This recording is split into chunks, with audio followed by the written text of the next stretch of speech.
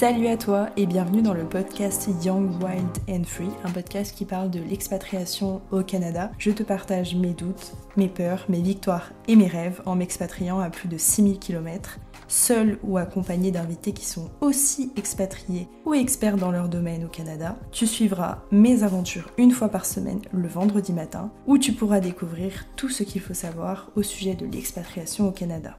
Les différents permis de travail, les logements, la recherche de job, comment créer du lien de façon personnelle ou professionnelle, les amitiés, les rencontres, le système de santé et la distance avec la famille.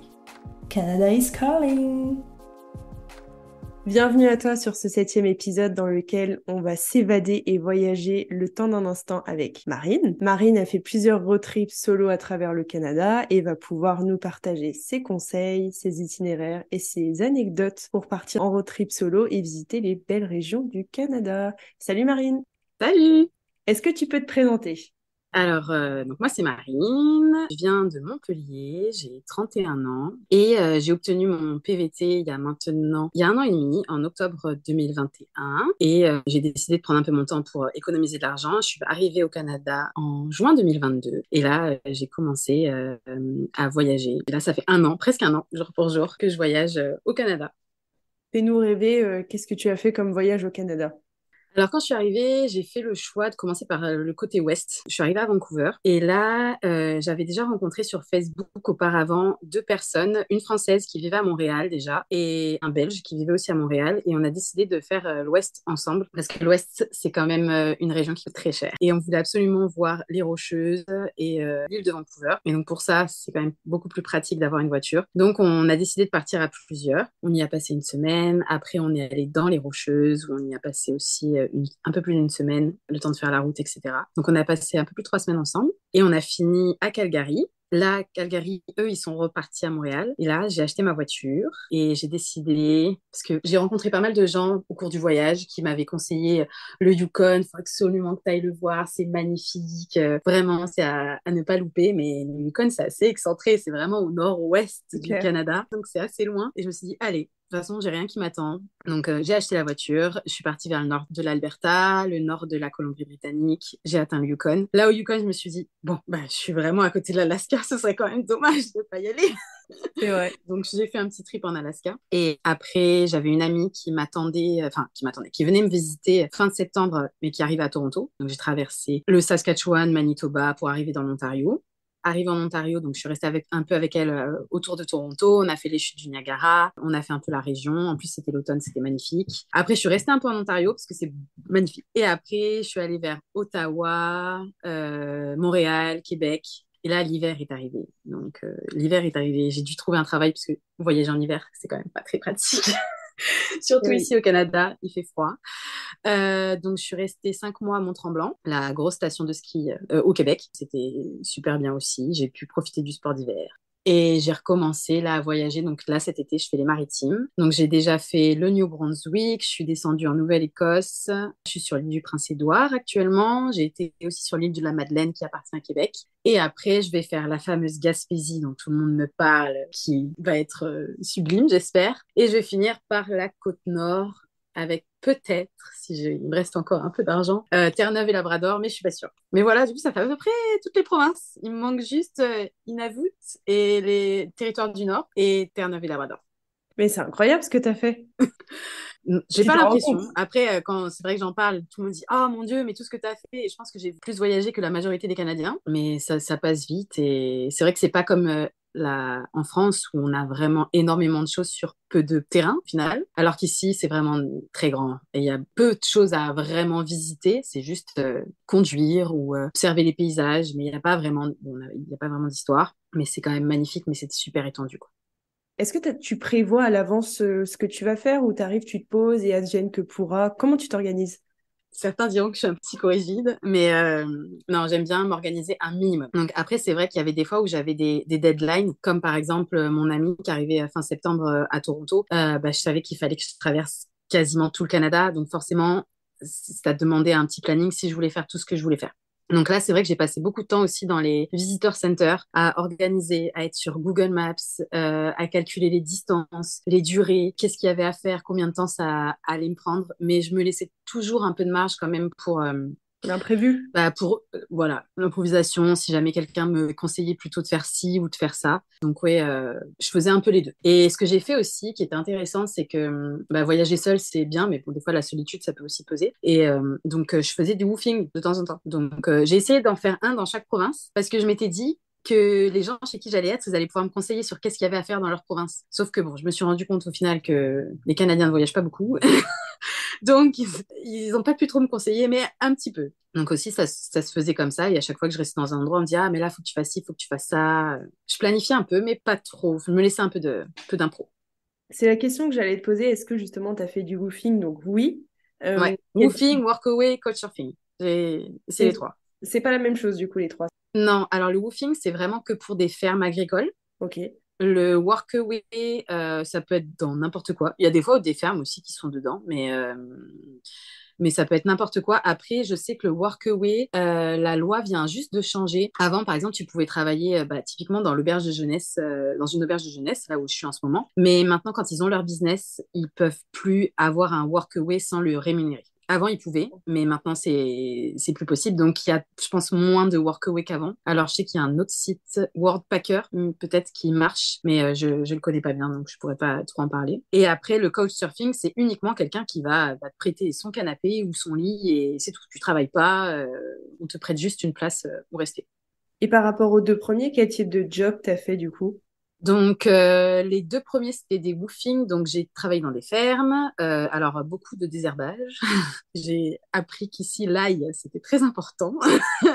Donc, je suis une pro de l'ail maintenant. Donc, beaucoup de désherbage, ramasser certains légumes, les vendre après au marché. Après, bon, aider un peu à la maison, à s'occuper des animaux. Après, l'autre workaway, j'étais vraiment chez quelqu'un. Donc là, je m'occupais plus d'entretenir la maison, de m'occuper du chien. Et je pense qu'il recherchait plus de la compagnie. Donc au final, je travaillais pas beaucoup.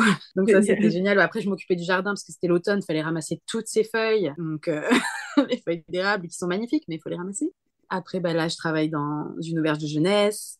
Et ah oui, j'ai fait un autre workaway aussi dans c'est pas vraiment une ferme, mais il avait un gros potager pour lui et il avait beaucoup de choses à faire dans sa maison qui est énorme. Il a un Airbnb et donc je l'ai aidé pas mal avec le jardin. Pareil, désherbage, préparé avec le compost. Donc au final, c'est bien loin de ce que je fais d'habitude, donc j'ai appris plein de choses. Je suis contente.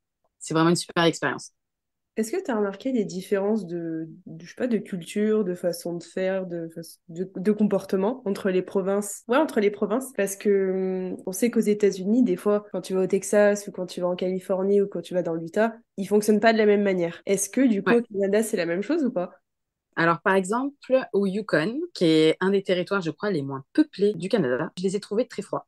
Ah ouais. Donc, très froids au premier abord. Alors, je pense peut-être qu'ils n'ont pas l'habitude de voir du monde étranger. Mais oui, au premier abord, je les ai trouvés super froids. Par exemple, la famille chez qui j'étais, au bout d'un moment, les enfants, ils rentraient dans la maison, ils faisaient comme si j'existais pas, même pas un bonjour. Oh, il y a une nouvelle personne, qui sait? Enfin, pas très curieux. Donc, au Yukon, je pense que c'est ça qui m'a marqué. Après, bon, en Alberta, j'étais chez des Québécois, donc c'est pas pareil. Après, il y a la barrière de la langue. Forcément, j'ai pas eu la même expérience avec les anglophones qu'avec les francophones, même si je parle assez bien anglais. T'as pas le même type d'humour. J'ai eu moins de bons contacts avec les anglophones qu'avec les francophones. Après, les Québécois sont super gentils, accueillants, même si je commence à comprendre que dans les maritimes, je le vois, ils sont encore plus. Genre, c'est vraiment, ils sont super gentils, toujours serviables. J'ai eu des petits soucis, puisqu'il faisait froid, on campait, et on a posté un post sur Facebook en mode aidez-nous, please. Et on a eu plein de réponses. Ils nous ont accueillis chez eux, ils nous ont fait des cadeaux. Enfin, on savait plus où se mettre. C'est vraiment l'accueil des Acadiens et de la côte Est. Il n'y a rien à dire. Ouais, je dirais un peu ça. Après, dans l'Ouest, j'ai remarqué aussi qu'ils préfèrent les Français que les Québécois. Ils sont un peu en guerre avec les Québécois. Donc, c'était un peu Ah bizarre. ouais. Mais ouais. Donc, dès que tu dis que tu es français, de toute façon, ils l'entendent parce que, en général, ils disent que les Français parlent mieux anglais que les Québécois. Et les Québécois font pas l'effort de parler anglais. Du coup, c'est pour ça qu'ils ne les aiment pas trop. Et donc, dès que tu dis que tu es français, finalement, ils t'aiment bien.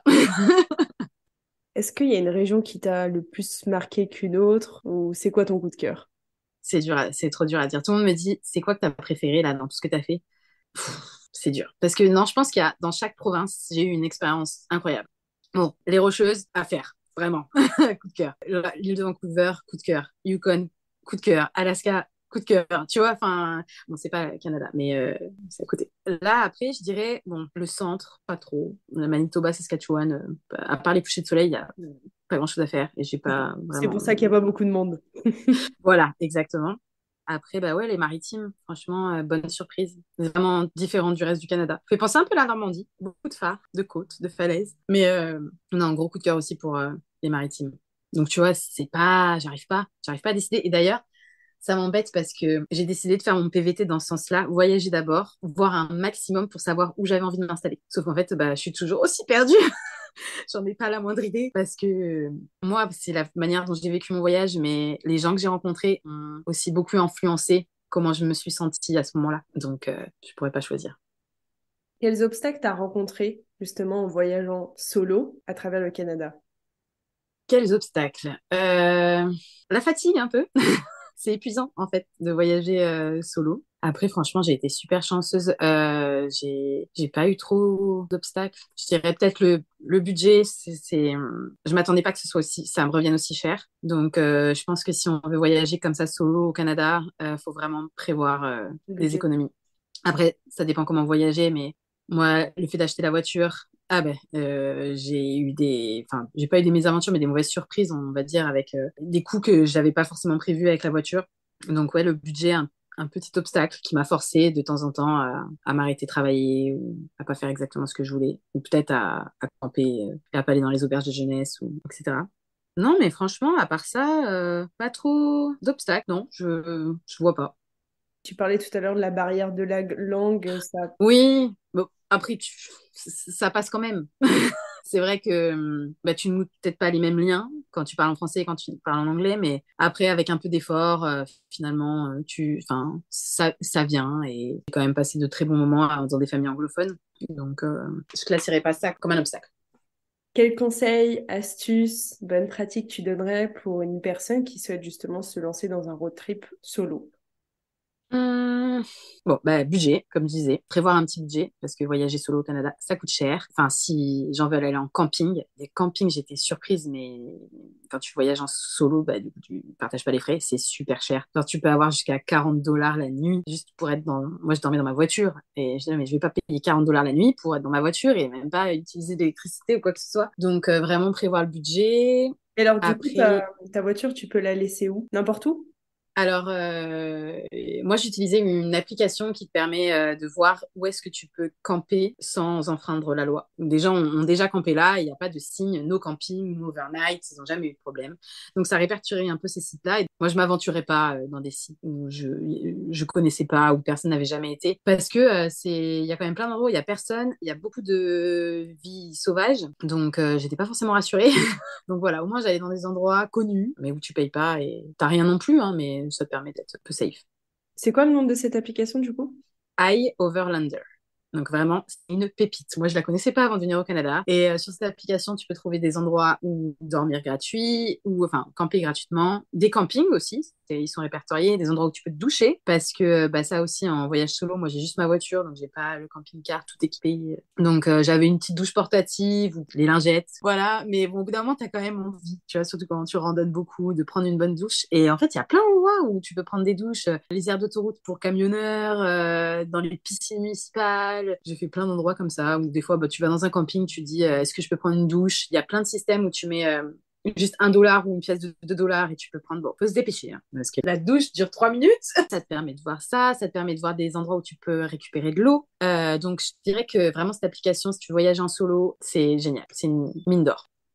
Est-ce que tu peux donner un budget, une fourchette, si tu préfères, pour voyager en solo, on va dire 1 an du coup? C'est compliqué, ça dépend ce que tu veux faire. Moi, par exemple, mon plus gros budget, ça a été l'essence. J'ai fait 30 000 kilomètres. Donc, Énorme. c'est énorme, tu vois, et en 6 mois. Donc, si tu veux autant, si les gens veulent autant conduire, clairement, moi, je pense que j'ai utilisé entre 15 et 20 000 euros avec l'achat de la voiture, hein. Ah oui, donc ça va. Bah, c'est que ça fait quand même de sacrés. Après, moi, ma voiture, je l'ai pas forcément payée cher. Hein. C'est pas un big van super aménagé. C'est un Ford Escape. Bon, il est très bien. Mais non, c'est vraiment l'essence qui a été mon plus gros budget. Comme tu l'as dit, le Canada, c'est un pays qui coûte cher, Ouais. contrairement à l'Asie où tu pourrais tenir peut-être plus longtemps en faisant Ah plus. bah, clairement. Et voilà, tu as l'essence, tu as la voiture, tu as mangé plusieurs fois, tu as fait des activités. Oui, alors ça aussi, moi, je me suis fait plaisir. C'était aussi pour ça que j'avais économisé avant de partir. Donc, il y a plein d'activités que j'ai fait qui m'ont coûté cher. Il y a aussi les auberges de jeunesse qui sont moins chères que les logements, mais quand même chères. Par exemple, c'est souvent autour de $50 la nuit. Donc, c'est vrai que c'est pas cher. Est-ce que tu as des astuces justement pour la partie les rocheuses pour économiser un peu, puisque c'est une partie Ouais, alors il y a une route entre les deux parcs, donc entre le parc de Jasper et le parc de Banff. Je crois que c'est la route numéro 11. Donc en fait, tu as juste à sortir du parc et là, tu peux camper gratuitement. Enfin, gratuitement. Oui, il y a des endroits où tu vas trouver sur iOverlander, par exemple, où tu peux planter ta tente ou juste dormir dans ta voiture. Bon, il n'y a aucune accommodation, hein, mais ça te permet quand même de dormir gratuitement parce que sinon, dans le parc, c'est interdit de faire du free camp. Après, il y a des campings dans le parc qui sont un peu plus loin, qui sont moins chers. Se doucher dans les rivières, c'est froid, mais bon, ça fait le boulot. Il y a certains campings qui aussi acceptent que tu viennes juste te doucher. Faire des bonnes courses avant, parce que le seul endroit où tu pourras en faire, c'est au lac Louise, je crois, ou à Jasper ou à Banff, et c'est cher. Donc, faire de bonnes courses avant. Pour les rocheuses, voilà ce que je pourrais dire comme tips. ton meilleur souvenir. C'est trop dur. Trop dur. Là, celui qui me vient en tête, c'est parce que c'est le dernier que je viens de publier sur Instagram et parce que je suis trop en retard. C'est quand j'étais au Yukon, je revenais d'Alaska et j'ai survolé un des plus gros amas de glaciers du monde. Et donc, j'ai pris un petit avion. On m'avait conseillé de le faire, mais comme je savais pas exactement quand est-ce que j'allais être là, c'était un peu compliqué, mais je me suis dit, bon, allez, de toute façon, je suis un peu hors saison, j'y vais. Qui ne tente rien n'a rien. Et donc, je suis allée à l'agence qui faisait ça et ils m'ont dit, ah bah oui, bah là, on a une place si tu veux dans un petit coucou. Pour aller survoler le glacier. Et il nous disait, par contre, je suis désolée, mais là, le temps est un peu couvert. Donc, on va peut-être pas pouvoir se poser sur le glacier. Et je disais, bon, bah, tant pis, c'est pas grave. Hein. Moi, déjà, si je peux voir tous les glaciers là d'en haut, ce serait magique. Et donc, on décolle, super sympa. Le conducteur, en plus, de pilote était québécois. Donc, on se met à parler français un petit peu. Et en fait, là, le temps se dégage. C'était magnifique. Et on a pu se poser sur le Wow. glacier. Et c'était vraiment une expérience magique. Comme on était les derniers de la journée, il a pris un peu plus de temps avec nous. Et non, franchement, c'était vraiment un beau moment. Ouais. Qu'est-ce que ça t'a apporté de voyager toute seule? Qu'est-ce que ça t'a appris? À me connaître, moi, parce que je pense que je m'étais un peu perdue ces dernières années. Donc, je pense, ouais, à savoir vraiment ce que moi j'avais envie et pas ce que les autres avaient envie de moi. À me rendre compte de quoi je suis capable. Parce que je pensais vraiment avoir peur de la solitude. Et en fait, j'adore ça. C'est génial. Je me rends compte que non, je peux m'occuper à moi-même. J'ai pas besoin. Avant, je mettais tout le temps de la musique. En fait, non, j'apprécie maintenant le silence. Donc, ouais, vraiment, me connaître moi, apprécier, savoir de quoi je suis capable. Je pensais pas pouvoir faire ça toute seule. Bah, finalement, si, en fait.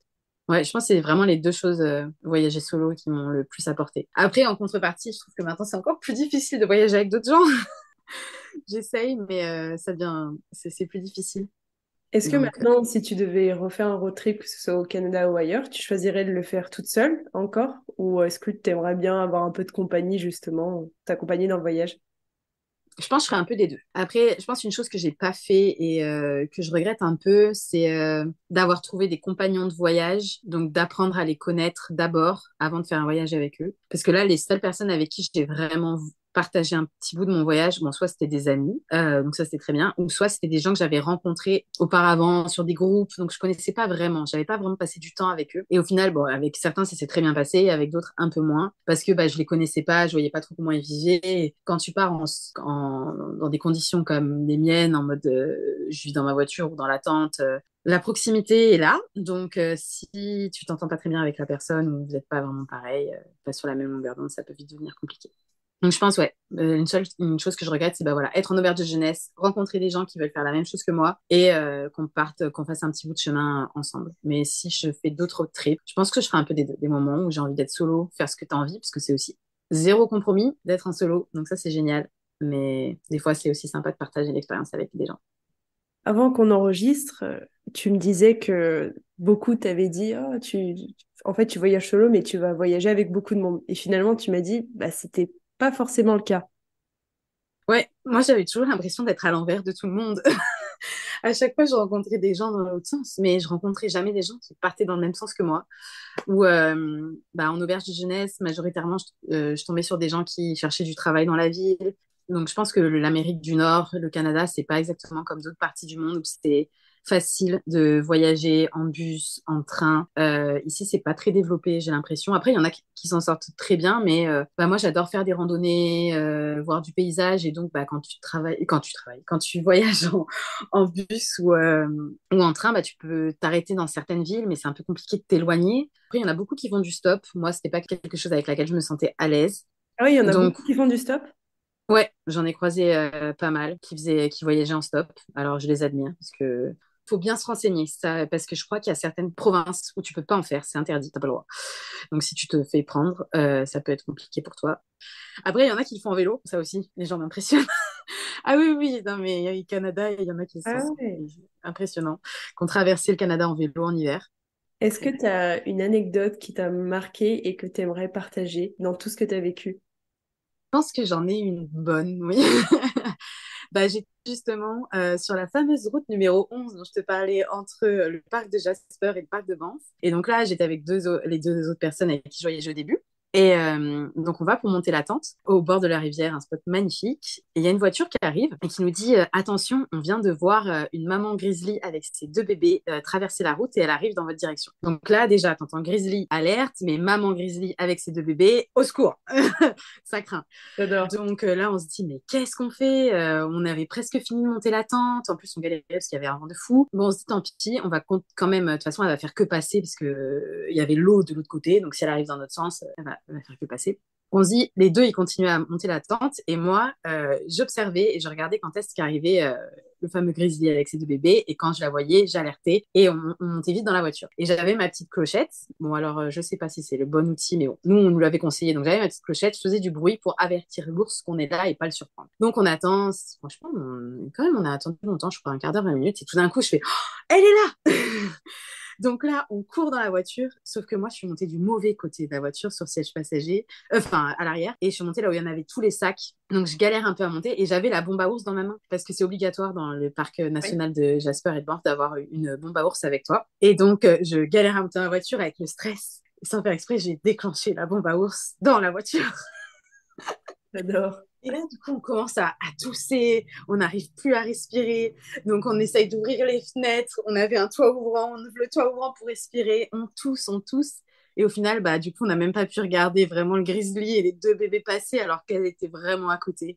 Et voilà. Donc, je pense que là, c'était. Vous avez dû vous marrer. Et à la Oui, fin, avoir peur. en y repensant après, on était vraiment morts de rire. C'était une bonne anecdote. Un peu flippante, mais bonne. T'as fait quoi comme job à Mont-Tremblant, du coup? Je travaillais dans un petit café, enfin un chocolato, ils appellent ça. Ici, c'est une petite franchise. Et donc, ils vendaient 16 sortes de chocolats différents et avec des glaces aussi, des gaufres, pour faire du chocolat chaud. Ça C'était devait plutôt être, sympa. ça devait être sympa de vivre en station de ski pendant un petit moment. Ouais, moi, j'ai vraiment beaucoup aimé. Après, c'est pas facile de trouver un logement là-bas. Donc, si vous voulez travailler là-bas, moi, je peux vous donner les contacts du chocolato. Après, je sais que la station de Mont-Tremblant embauche aussi beaucoup et ça te donne énormément d'avantages, plus que là où j'étais. Mais il faut vraiment s'assurer d'avoir un logement parce que c'est la crise là-bas, c'est super cher. Les gens préfèrent laisser leur logement Airbnb, ça rapporte plus. Mais ouais, j'ai vraiment profité du ski. J'ai appris le snowboard, j'ai fait du chien de traîneau, j'ai testé le ski de fond. On n'a pas fait trop de raquettes, mais ouais, non, j'ai vraiment profité. C'était génial. Trop bien. Patiner sur les lacs aussi, ça c'est cool. À l'issue de ton PVT, c'est quoi tes plans, c'est quoi tes objectifs? Alors là, c'est une très bonne question. J'en ai aucune idée. J'en ai aucune idée parce que pour l'instant, comme je disais, j'ai voyagé majoritairement, même si j'ai travaillé dans un café à Mont-Tremblant, c'est pas du tout mon domaine normalement. Donc là, le plan, c'est que je continue un peu à voyager donc tout cet été jusqu'à tant que je n'ai plus de sous. Non, enfin, un petit bout encore, sachant que septembre, ça va être un peu consacré aux États-Unis. Tu vas où aux États-Unis? Euh, alors, je commence à Los Angeles et je vais faire tout l'Ouest américain, Monument Valley, oui, Grand Génial. Canyon, etc. Donc, et après, je suis en train de voir si c'est faisable, budgétairement parlant. J'ai des amis qui me proposent de remonter de Las Vegas jusqu'à Montréal en van avec eux. Donc j'hésite. Donc ça se trouve, j'arriverai que fin octobre à Montréal ou mi-septembre, ça dépend. Donc là, je pense que je vais m'installer à Montréal. Pour l'instant, c'est la ville qui me paraît le plus adaptée et trouver un travail vraiment dans mon domaine et là voir un peu ce que c'est la vie au Canada. Savoir si j'ai envie de m'installer ou pas, définitivement. Si j'ai encore envie de voyager, ce qui pour l'instant est le cas. Donc, peut-être économiser et voir par la suite. Mais après, voilà, il me reste encore un an, donc tout peut arriver. Donc, j'en sais rien, on verra bien. Vivre un peu l'instant présent, ne pas trop se préoccuper du futur. Tu as totalement raison et c'est bien de le souligner parce qu'on a souvent tendance dans le PVT à direct partir sur un job et pas forcément profiter de la partie vacances et c'est bien dommage. Donc, tu as totalement raison d'en profiter et de voir Ouais. après là où ça te mènera. Après, je sais que c'est pas évident, par exemple, pour ceux qui veulent vraiment s'installer au Canada, parce que je crois que là, pareil, la loi vient de changer et que maintenant, ils te demandent d'avoir travaillé 2 ans pour faire ta demande de résidence permanente après. Donc, je comprends pas trop le principe parce que tu es en visa voyage-travail. Donc, si tu dois travailler 2 ans, où est la partie voyage? Je ne sais pas. Tu peux toujours déboucher Euh, après sur un permis fermé, mais bon, c'est vrai que c'est moins simple. Peut-être, voilà. C'est moins facile. Avant, c'était juste un an, donc ça facilitait un peu ta demande de résidence permanente. Maintenant, c'est 2. Après, ça dépend aussi des domaines. Il y en a qui sont plus recherchés que d'autres, donc ça peut aider aussi. Mais si ton but, c'est de t'installer au Canada, c'est vrai que bah, la partie voyage, malheureusement, elle est un peu à sacrifier. Et est-ce que tu as des ressources à nous partager? Je sais que tu écoutes beaucoup de podcasts, justement. Donc, autour du voyage, de l'expatriation. Oh là là, j'ai une mauvaise mémoire. Alors, j'ai beaucoup écouté ouais, de podcasts sur le voyage, donc Les Baladeurs. J'ai adoré ce podcast-là. Beaucoup de podcasts aussi sur des histoires de la vie, parce que bah, en voyage, des fois, si tu te sens seul, bah, moi, je trouvais que d'écouter des histoires de gens, mais de random, hein, surtout et n'importe quoi, bah, ça me faisait, je sais pas, comme si j'avais des amis à qui, enfin, pas des amis, mais ça me tenait un peu compagnie. Et des fois, ils racontaient aussi des petites anecdotes, ou enfin, quand ça allait pas, et du coup, quand toi, t'as un coup de mou, bah, ça te permet aussi de te dire, bah, je suis pas seule, parce que souvent, les gens racontent des histoires vraiment de fous, tu vois, et toi, tu dis, j'ai un coup de mou alors que je voyage. Tu dis, merde, pourquoi c'est pas aussi bien que ce que les autres y racontent dans leur podcast. Et donc, j'ai trouvé aussi des podcasts où ça racontait que bah, c'est possible, c'est normal d'avoir un coup de mou. Donc ça aussi, ça me rassurait. Après, beaucoup de sites culture G, des podcasts sur l'anglais, sur l'histoire. Bah, sur la route, il fallait bien que je me maintienne C'est éveillée. vrai. Et puis, beaucoup de lectures aussi. Est-ce que tu as des exemples de lecture dont tu te rappellerais?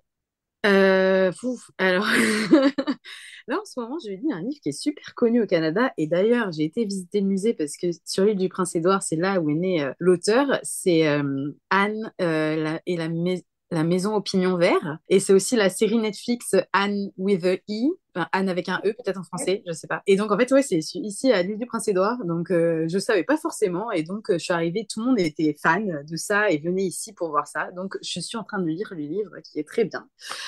Après, moi, j'aime bien les séries. J'ai relu les Hunger Games, pas mal de polars, mais aussi des belles histoires d'amour. Pancol, elle m'a tenu beaucoup compagnie.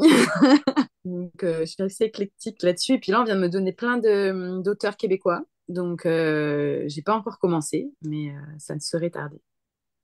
Bon, et où est-ce qu'on peut te retrouver? Où est-ce qu'on peut retrouver tes aventures plutôt? Alors, je suis sur Instagram, donc mon profil c'est Chettoux, c'est Hettous.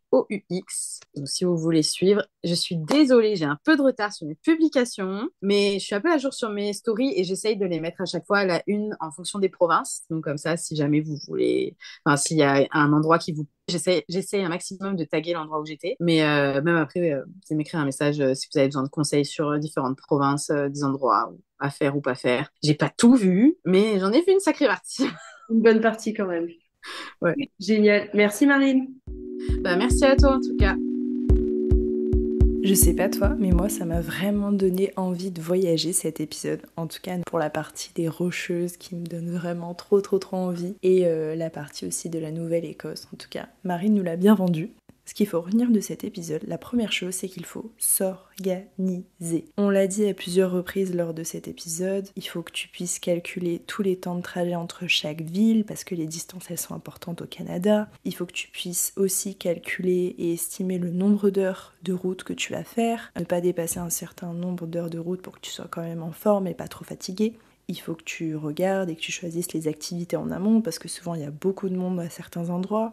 Il faut que tu sélectionnes les restaurants, les hôtels ou les auberges de jeunesse. Enfin bref, il faut vraiment que tu organises un peu tout ton road trip comme un carnet de route. Mais il faut quand même laisser de la place à l'imprévu. T'es pas obligé d'organiser à la lettre, mais quand même d'avoir une idée de là où tu veux aller, combien de temps tu veux y rester, ce que tu vas y faire. Et moi je te conseille quand même de réserver un maximum d'activités et d'hébergements si tu vas dans les hôtels ou les auberges jeunesse à l'avance, parce que selon la destination ça peut être vite pris d'assaut.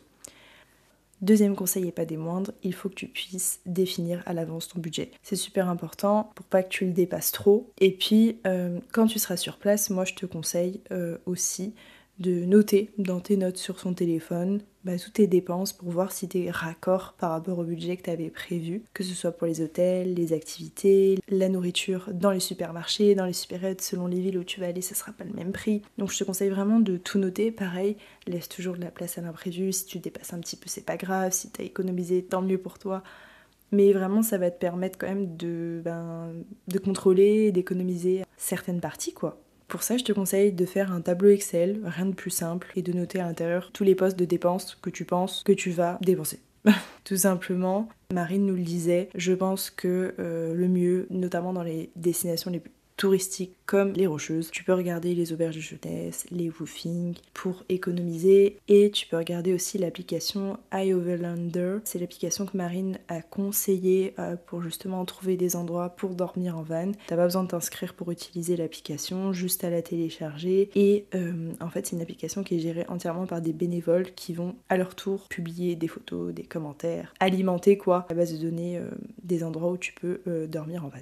Voilà un petit peu les tips pour économiser. Tu peux aussi acheter tes courses, ta nourriture en dehors des villes les plus touristiques. Éviter le plus possible les petites supérettes, notamment dans les destinations les plus touristiques comme Banff et Jasper, comme le disait Marine, parce que là, les prix grimpent. Et enfin, troisième conseil, profiter, kiffer et garder des souvenirs. Si tu as aimé cet épisode, tu connais la chanson, abonne-toi, que ce soit sur Spotify ou sur Apple Podcast, laisse 5 étoiles ou un commentaire, dis-moi ce que tu as aimé, ce que tu aimerais voir lors du prochain épisode, et partage à un ami qui lui aussi aimerait partir en road trip au Canada ou à une connaissance qui aimerait venir voyager au Canada. Et reste connecté pour le prochain épisode où on va parler avec Clara d'immigration, d'entrée express en Ontario, de business, de création de contenu autour du Canada. Franchement, c'est super intéressant, donc je te dis à vendredi prochain. À tantôt comme on dit à Montréal.